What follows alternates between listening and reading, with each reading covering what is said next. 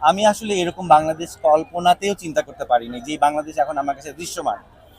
এই স্বৈরশাসক আমলের যেই আন্দোলনে ওরা সফল হয়েছে, এই প্রাকৃতিক দুর্যোগেও তারা সফল। এই যে ইয়াং ইয়াং বাচ্চাগুলো লাস্ট কখন এক সিপ পানি খেয়েছে আমি জানি না। এই এত বাচ্চা কাছে এত ত্রাণ, কিভাবে যে ওরা ওয়েল অর্গানাইজ ভাবে সেপারেট করছে এক একটা ত্রাণ, ফুড, মেডিসিন, বাচ্চাদের কাপড়, অ্যাডাল্টদের কাপড়, ছেলেদের কাপড়, মেয়েদের কাপড়, সব আলাদা আলাদা করছে। ইভেন এমটি প্যাকেটগুলো পর্যন্ত আমাদের জাতিগতভাবে কিন্তু কতগুলো জিনিস আনঅর্গানাইজ ভাবে আমরা করি। আমরা একটা চিপসকে প্যাকেট ফেলে দিই, ওরা প্রত্যেকটা খালি প্যাকেট এখানে চুজ করে রেখেছে যাতে করে পরবর্তীতে রিসাইকেল করতে পারবে। এগুলো শিখতে হবে, ওদেরকে ইন্সপায়ারেশন দিতে হবে। ওরা আমাদের দিকে তাকিয়ে থাকে কখন আমরা একটু ওদেরকে থ্যাঙ্কস দিব, আমরা একটু ইন্সপায়ারেশন করব, আমরা সমালোচনা না করি। প্রেরণা আসলে এই জেনারেশন, সত্যি কথা বলতে আমি এই জেনারেশনের অনেক আগে জন্মিয়েছি, যেটা আমি আমার লাস্ট স্টেটমেন্টে বলেছি। সো সেই দুঃখবোধটা তো আমার এখনো আছে যে আমি কেন এদের জেনারেশনে জন্মাইনি। যাই হোক, তারপর আমি অনেক ফরচুনেট যে আমি এদের সাথে থেকে এদের সাথে একাত্মতাবাদ করতে পেরেছি, এখনো পাচ্ছি। সেই কারণে আমি ওদেরকে ধন্যবাদ জানাই। আর ধন্যবাদ জানাই এ কারণে, আমি আসলে এরকম বাংলাদেশ কল্পনাতেও চিন্তা করতে পারিনি যে বাংলাদেশ এখন আমার কাছে দৃশ্যমান। এই স্বৈরশাসক আমলের যেই আন্দোলনে ওরা সফল হয়েছে, এই প্রাকৃতিক দুর্যোগেও তারা সফল। আপনারা হয়তো বলবেন যে সফলতা বলতে আপনারা কি বোঝাচ্ছেন। দেখেন, এত ম্যাসাকার একটা বন্যা লাস্ট কত বছর আগে হচ্ছে আমরা জানি না। এই যে ইয়াং ইয়াং বাচ্চাগুলো লাস্ট কখন এক সিপ পানি খেয়েছে আমি জানি না। এই এত বাচ্চা কাছে এত ত্রাণ, কিভাবে যে ওরা ওয়েল অর্গানাইজ ভাবে সেপারেট করছে এক একটা ত্রাণ, ফুড, মেডিসিন, বাচ্চাদের কাপড়, অ্যাডাল্টদের কাপড়, ছেলেদের কাপড়, মেয়েদের কাপড়, সব আলাদা আলাদা করছে। ইভেন এমটি প্যাকেটগুলো পর্যন্ত আমাদের জাতিগতভাবে কিন্তু কতগুলো জিনিস আনঅর্গানাইজ ভাবে আমরা করি। আমরা একটা চিপসকে প্যাকেট ফেলে দিই, ওরা প্রত্যেকটা খালি প্যাকেট এখানে চুজ করে রেখেছে যাতে করে পরবর্তীতে রিসাইকেল করতে পারবে। এগুলো শিখতে হবে, ওদেরকে ইন্সপায়ারেশন দিতে হবে।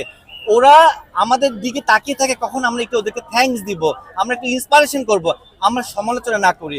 আপনাদের কাছে আমার বিনীত অনুরোধ, আপনারা গণকর্মী, আপনারা নেগেটিভ নিউজ কম প্রচার করবেন। অনেক কিছু এখন নেগেটিভ ছড়াচ্ছে ওদের এগেনস্টে, যে ওরা কি করছে, ওরা কেন করছে। আপনারা ওদেরকে সময় দেন, দেখবেন ওরা নতুন এক বাংলাদেশ অলরেডি ওরা আমাদেরকে হাতে পৌঁছে দিয়েছে। আমরা প্রত্যেকে এখন এসে আমরা সোশ্যাল মিডিয়ায় ওদের এই ওয়েল অর্গানাইজ এই সাধুবাদ জিনিসটাকে আমরা প্রচার করি। আমাদের দায়িত্ব আছে, বিকজ এরা আমাদের সন্তান, এরা আমাদের ভাই, এরা কতটা এনার্জেটিক। এরা এক একটা বাচ্চা 10 লক্ষ বাচ্চার সমান, 10 লক্ষ বাংলাদেশি নাগরিকের সমান। তো ওদের পিছনে দাঁড়িয়ে আমরা অ্যাটলিস্ট কাঁধে তো কাঁধ হাতটা মিলাতে পারি, অ্যাটলিস্ট এক বোতল পানি দিয়ে বলতে পারি তোমরা একটু পানি খাও বাবারা, তারপরে তোমরা একটু এনার্জি নাও। এইটুকু তো করতে পারি। আমি বলি না যে সবাইকে সাহায্য করতে হবে, মানসিকভাবে সাহায্য করাটা জরুরি। আমরা যদি আমাদের বাচ্চাদেরকে এনকারেজ না দিই তাহলে কে দিবে।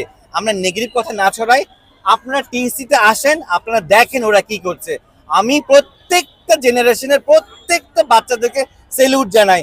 আমি ধরে ধরে যদি সেলুট দিতে পারতাম তাহলে আমার আত্মা শান্তি পেত। আমি তো ধরে ধরে সেলুট দিতে পারবো না। এই গণমাধ্যমের মাধ্যমে আমি সবাইকে সেলুট জানাই। আমার ভালোবাসা, এই দেশ দেখে যাওয়ার পর যদি আমি মারা যাই আমার কোনো দুঃখ নাই। এই দেশ আমি লালন করি, এই দেশ আমার বুকে আছে, এই দেশ আমার মেধায় মননে আছে। এই দেশ এই জেনারেশনের, এই নতুন জেনারেশন বাংলাদেশ, আমরা তাদের পাশে থাকি। প্লিজ কোনো রকম সাবোটাজ, কোনো রকম মিথ্যাচার থেকে আমরা ওদেরকে বের করে নিয়ে আসি। ওদেরকে ওদেরকে শোনেন, সন্ত্রাসী তো ছিল, আরো নতুন করে ওরা প্ল্যান করছে। সামনে দুর্গাপূজা আসতেছে, ওরা নতুন কোনো প্ল্যান করতে পারে, সেই বিষয়টা ওদেরকে সোচ্চার করতে হবে। আরো সবচেয়ে বড় কথা একটা কথা, যে শয়তান দেশ ছেড়ে পালিয়েছে, শয়তানের নিঃশ্বাস কিন্তু ঘুরছে। এই জেনারেশনকে সোচ্চার হতে হবে। এই শয়তানের দীর্ঘ নিঃশ্বাস যাতে আমাদের বাতাসে, আকাশে, পানিতে মিশতে না পারে। আমাদের এই দেশ কাদের দেশ?